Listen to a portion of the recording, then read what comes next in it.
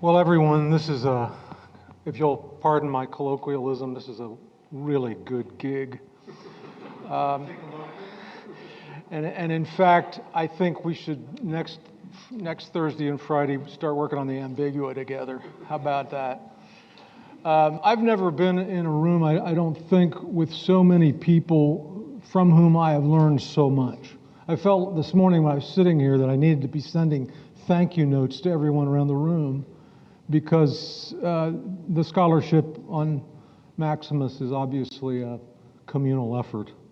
And it's been a real treat to be, especially with Jean-Claude Lachey, whose work I have read over many years, and just to see him face to face and have conversation with him. So thank you for coming, and thanks for being a part of this wonderful conference that Father Maximos and Tikhon have done such an exceptional job of organizing.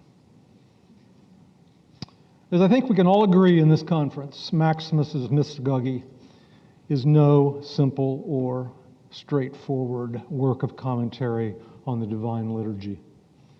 If there even is such a thing in Byzantine literature, where investigation of the liturgy is invariably both a contemplative and ascetical discipline, although the later commentaries of Germanus of Constantinople and Nicholas Kabasilas appear by comparison much more straightforward than Maximus's. Maximus's Mystagogy, like the liturgy itself, has multiple intersecting layers or dimensions which complicate but also energize the task of interpretation. We're finding that out here. And I would note that exactly the same is true also of his commentary on the Lord's Prayer.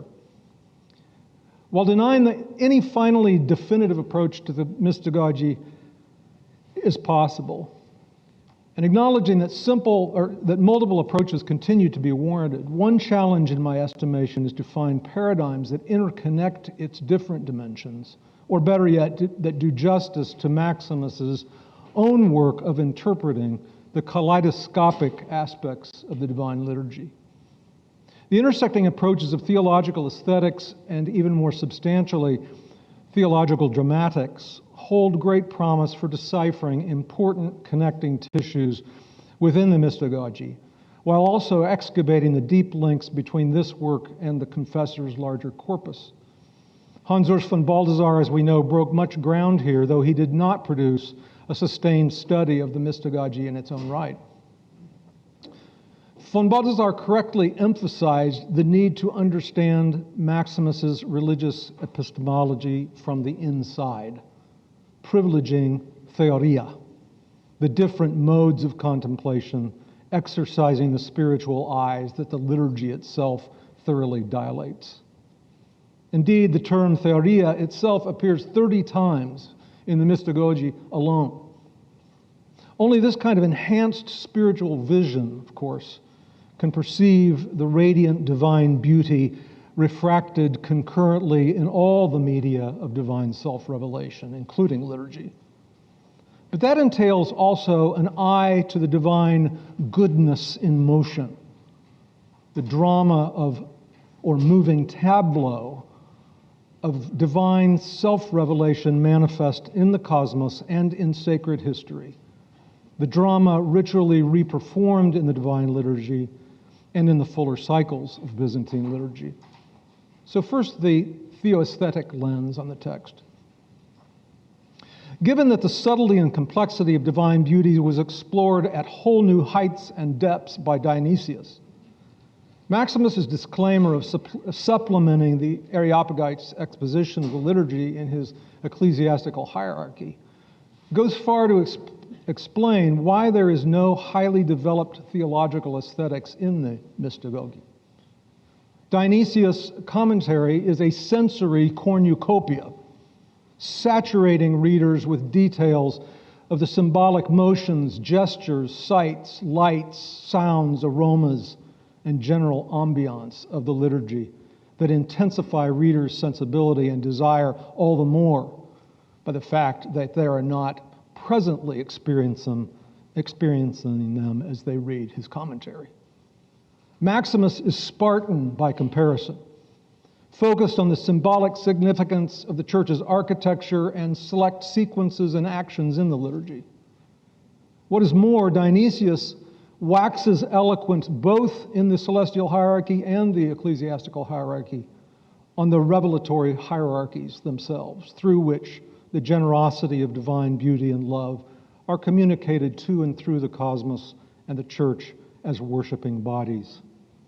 In the Mystagogy, however, Maximus uses the language of hierarchy solely in reference to the bishop as supreme hierarch and as exemplary imitator of Christ, though the broad schema of the Dionysian hierarchies still bleeds through in the confessor's vision of the cosmic and ecclesial mimesis, whereby lower creatures imitate higher ones in being uplifted contemplatively, ascetically, and especially worshipfully toward God's beauty and splendor.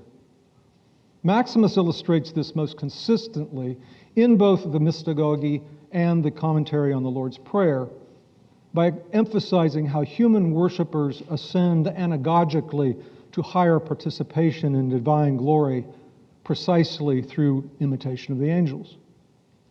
Though he does not specifically deploy Dionysius' terminology of cosmic and ecclesial theomimesis, Maximus follows suit in the Mystagogy by projecting the church with its liturgy as a symbol and imitation not only of God, but more precisely God's energeia. Maximus clearly subscribes as well to Dionysius' view of the transcendent divine beauty being refracted through the well-ordered harmony and proportionality of the revelatory hierarchies. The irreducible divine kalos, which in the Areopagites play on words, calls all things to itself and creates its own synaxis, as it were. This divine beauty, of course, is not some sublime commodity proportionately shared among creatures according to rank or merit. This beauty is pure gift, the lavish and inexhaustible initiative of the divine energeia, which precedes every creature. As Maximus indicates in Ambiguum 7, this beauty, protologically speaking, is the very foundation of creaturely stability. It is an ontological comeliness awaiting fruition.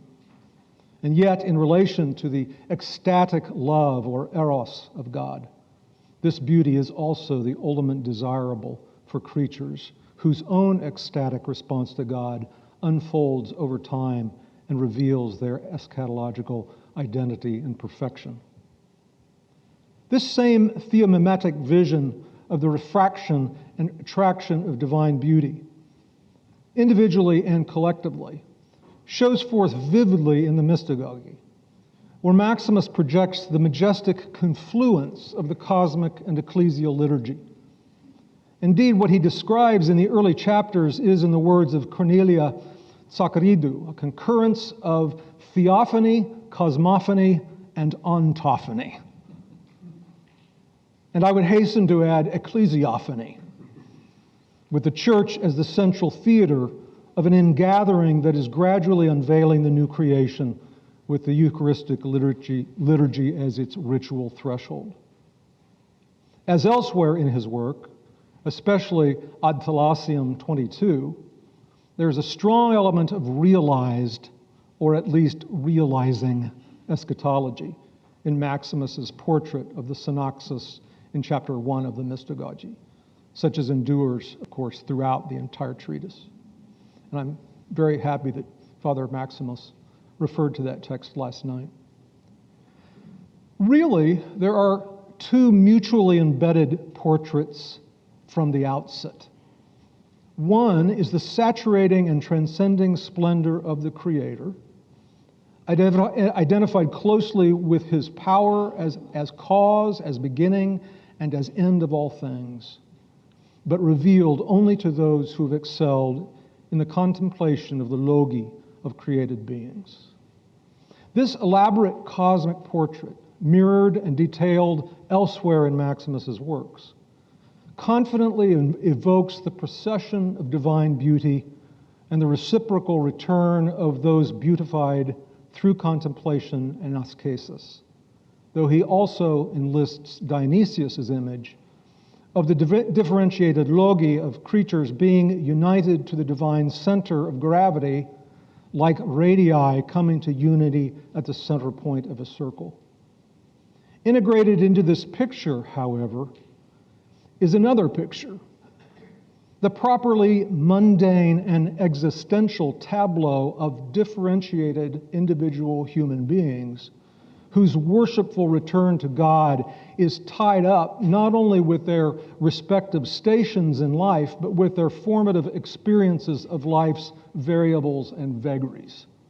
Quote, men, women, and children who are distinct from one another and vastly different by birth and appearance, by nationality and language, by ways of life and age, by inclinations and skills, by manners and customs, by pursuits and studies, and still again by reputation, fortune, tikis, characteristics, and habits.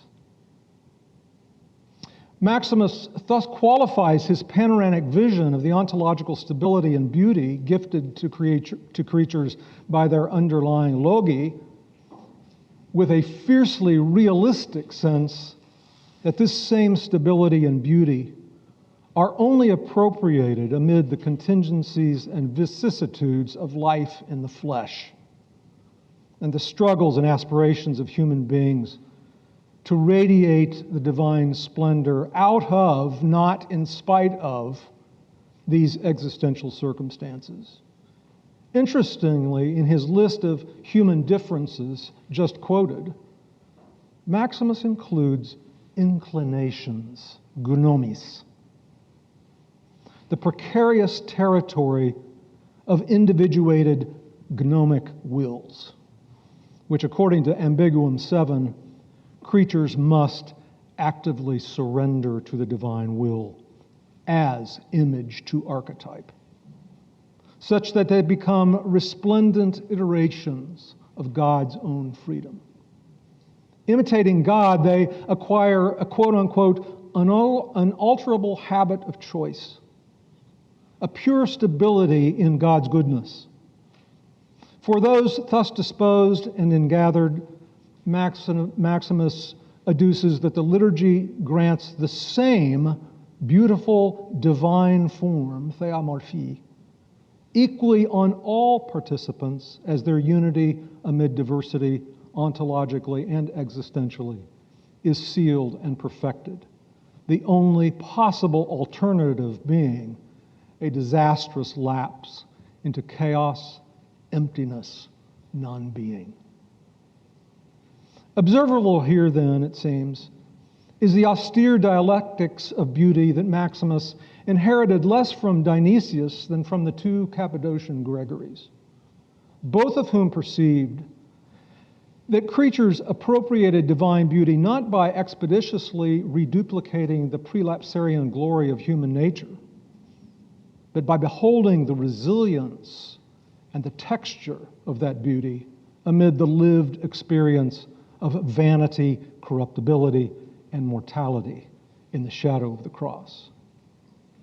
The liturgy, after all, is not a numbing or an inoculation, but with its protocols of ritual repentance, its sobering rehearsal of scriptural promises and stern warnings, not to mention its built-in asceticism, it thoroughly grounds its participants in a redemptive history while paradoxically uplifting them toward its eschatological fulfillment and deification. Moreover, in projecting a new world, a new creation, an eschatological beauty, all the richly variegated symbols and figural actions of the liturgy, together with its potent sensual effects, including, as he says at one point, the siren-like holy chants which seduce worshipers toward the divine eros. These constitute sacramental media in their own right, in anticipation of the Eucharistic mystery. As Christoph Schneider astutely observes in the Mystagogy, quote, It is important to keep in mind that Maximus's symbol is not that of the modern secularized aesthetic experience in which the range of possible meanings is viewed as merely contextually and culturally conditioned. Rather, the multiple meanings of the symbol fulfill a mystagogical function. Under the condition of the fall, God is no longer recognized as the center and ultimate telos of all creation, so that creation has lost its original unconfused unity. Through liturgy, the diachronically and synchronically fragmented creation is led back to the one truth of Christ. The relationship between the symbol and that which it signifies is epiphanic, as the reality which it renders accessible is itself present in the symbol. Consequently, semiotics and ontology are inextricably intertwined. To interpret and to understand a liturgical symbol is not just a hermeneutic and cognitive activity. Rather, it enables the believer to participate in the divine mysteries, that is, in the salvific events of Christ's life, death, and resurrection. The liturgical experience is objective and leads to the acquisition of specific and intersubjectively controlled habits, dispositions, and virtues, which determine the participants' individual actions and deeds. Soteriological, aesthetical, ontological, and ethical aspects form a comprehensive whole." Unquote. In her intriguing recent study of Maximus's theological aesthetics, Cornelia Zaccharidou similarly stresses the epiphanic nature of liturgical and scriptural symbols and the deep intersection in Maximus of semiology and ontology.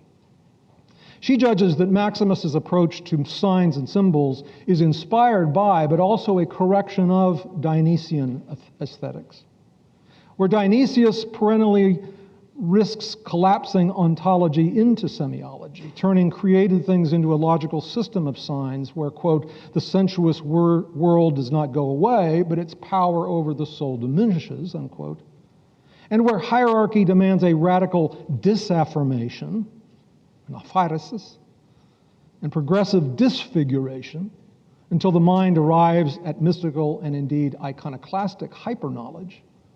Maximus, in turn, saves the day by upholding the Logos' enduring penetration and incarnation in the lowliest things, which are never rendered irrelevant to the mystery of deification. Zaccharidou, I believe, exaggerates Maximus' move beyond the Areopagite here, and I think she could benefit from Father Galitzin's detailed demonstration of how, for Dionysius, the liturgical rites and symbols are utterly shot through with and sustained by the real presence of God. But Zaccharidou's analysis of Maximus's aesthetics in liturgical context is still quite insightful, even if not altogether novel. She rightly insists that Maximus's semiology is subservient to his deeper logology, such that liturgical figures and symbols, in sync with the logi of all created beings, are effectively meeting points between worshipers and the Logos. The Logos who, quote, engages in conversation with his creatures, one by one and all together, and they in turn exist in order to converse with him their own existence, to be themselves and with each other in his own life. He moves right inside their being to give it its very own mind, voice, and life, to bring the finite beyond its finitude and into his life of eternity, unquote. By this reading of Maximus' ascetics, liturgical and scriptural signs and symbols manifest divine beauty, not only as the objective gift of illumination, but as an invitation into ever deeper and multifaceted communion with the inexhaustible divine source of that beauty. And so I turn now to the Theo-Dramatic perspective on the text. One limitation of a Theo-Aesthetic approach to the Mystagogy is that it cannot do full justice alone to the strongly eschatological orientation of the work, which is sort of becoming a sub-theme of this conference. As Maximus states early on, the church with its liturgy is not only an image of God, its archetypal and eternal beautifier. It is a live mimesis of God's energeia, the Trinity acting in the continuum of sacred history. The Divine Liturgy is a mimetic drama staged by the church, which thoroughly fuses the horizons of creation, redemption, and deification, using liturgical time, so-called, not only to cheat the boundary between diastemic history and non-temporal eternity, but also to collapse the mystery of theologia into the still unfolding economia. The perspective of the theodrama and the representative dramatic elements in the Mystagogy that I will identify here have the advantage of setting in relief how the Divine Liturgy for Maximus holds its participants in what I would call apocalyptic suspense, while also engrafting them as active players in the Eucharistic denouement of the divine theophany. This is, I suggest, a contrast of sorts with Dionysius. Though Dionysius knows, to be sure, the movements, sequences, rhythms of the liturgy, what stands out in the Areopagite is its symbolic synchronicity, like a kaleidoscopic icon of divine transcendence and approach. In Maximus, the liturgical theophany appears more as a grand diachronic rehearsal of the mystery of the Incarnation in its fullness. The Mystagogy, of course, is not the liturgical script itself, but a commentary, one which Maximus is disclaiming as his own, since he cites the Christ-like authority of the unidentified elder of superior insight, maybe Macarius, whom at one point he actually calls hierarch, and of Dionysius himself. It must be, you see, a collective project. The commentary, in turn, functions remotely like the chorus in an ancient tragedy, which clarifies the action on stage and helps draw the audience into interpreting that action and prompting from it desired responses, cognitive, emotional, religious, or ethical. The difference, of course, is that the liturgical commentator here is not live, not on or off stage as the action is happening, even though he is in some sense insinuating himself as a mediating and narrating voice into the action, being a fellow worshiper and player in the liturgical drama. Meanwhile, the narration itself takes the shape not of straightforward description. It is, as noted earlier, a work of contemplation, theoria, from which standpoint the whole and the parts of the liturgy are held tightly together as a universal dramatic plot with multiple intricate subplots of varying familiarity to the worshipers, who are themselves of variant competence and holiness.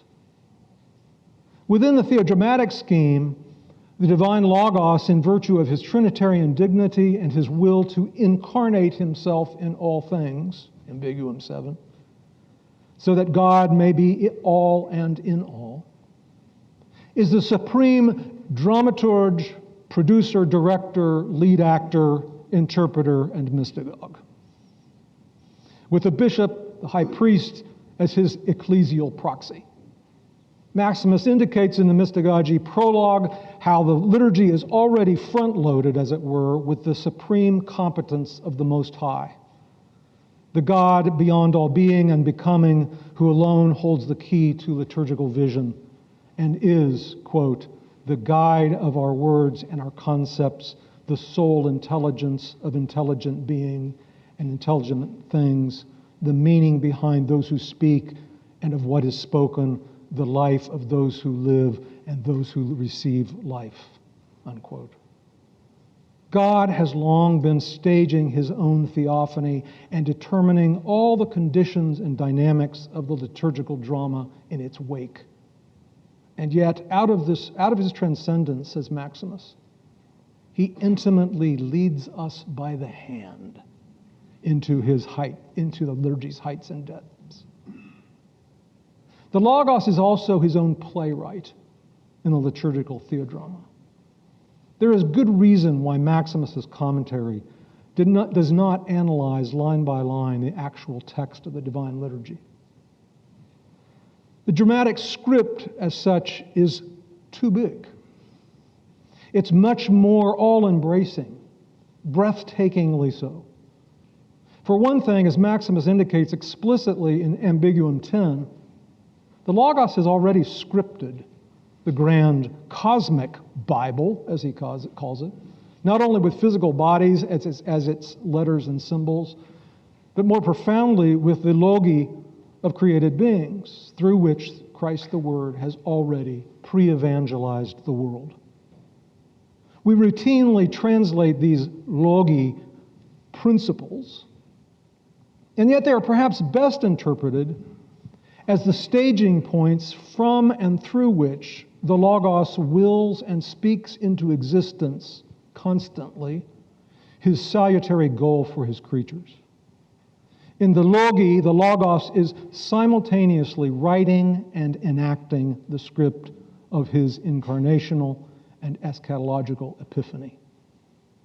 As Nicholas Ludovicos has so effectively shown, the logi stage the Logos' communion with created beings, but also the mutual, indeed Eucharistic communion between beings themselves. This helps explain why Maximus consistently includes contemplation of the cosmic logi in his commentary as absolutely integral to authentic participation in the liturgy.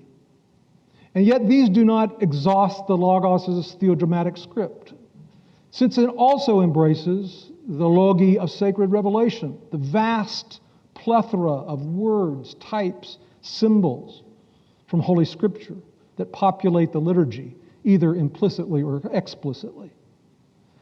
What is more, though, the Logos' dramatic script necessarily incorporates as well the sacred words of the Divine Liturgy in the form of prayers, confessions, hymns, the trisagion and doxologies, uttered by the players in their respective roles, angels, bishops, priests, monks, the faithful.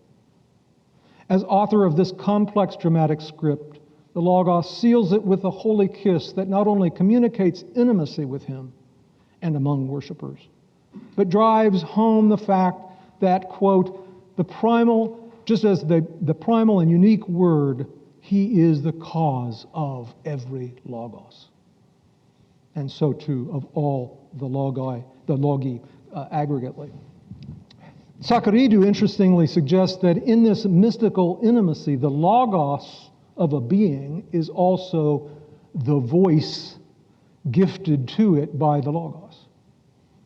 In terms of Theo-Drama, I would add, it signals the prerogative of created beings at the level of their existential tropy, creatively to enact their own improvisations on the script, since no performance in liturgy or in life is ever a mere redundancy.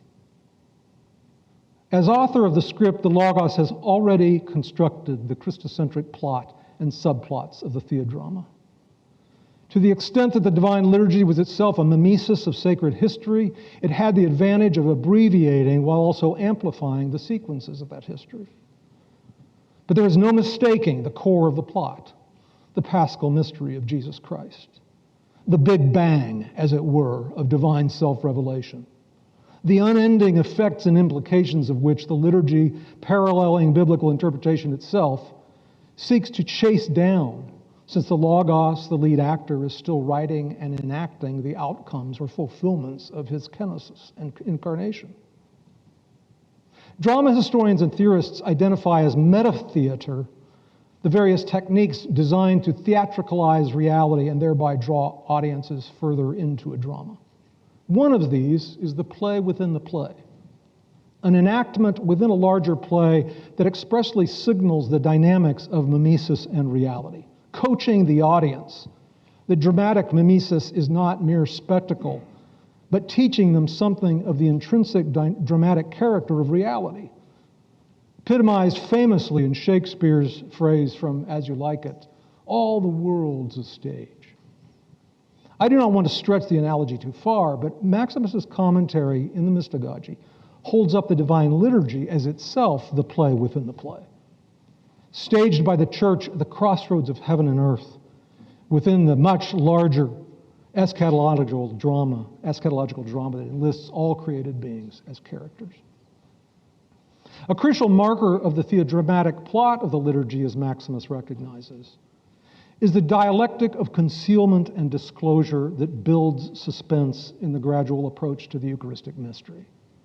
The same Logos, whose incarnational kenosis is ritually reperformed at the bishop's initial entrance into the church and again in the reading of the gospel, and whose second advent is prefigured in the bishop's descent from his throne after the gospel, is the playful Logos that Maximus famously profiles in Ambiguum 71.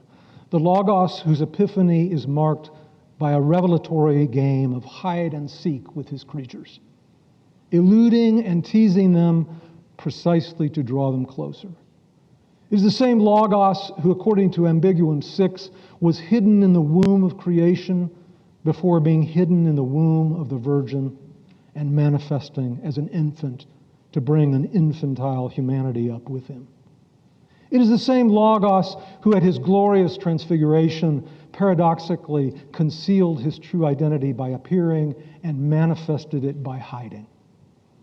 In the Mystagogy, authentic worship demands attention to this dialectics of divine concealment and disclosure.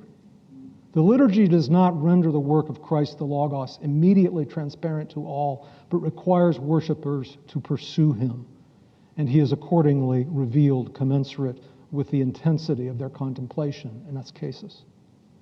The suspense of the liturgical plot thus builds to the climactic moment when the doors are abruptly closed behind the faithful and they enter with the bishop into the Eucharistic inner sanctum, with the doors of eschatological paradise themselves thrown open.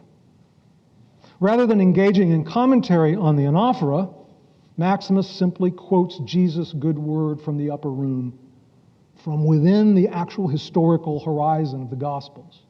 I shall not drink from the fruit of the vine until that day when I drink it anew with you in my Father's kingdom.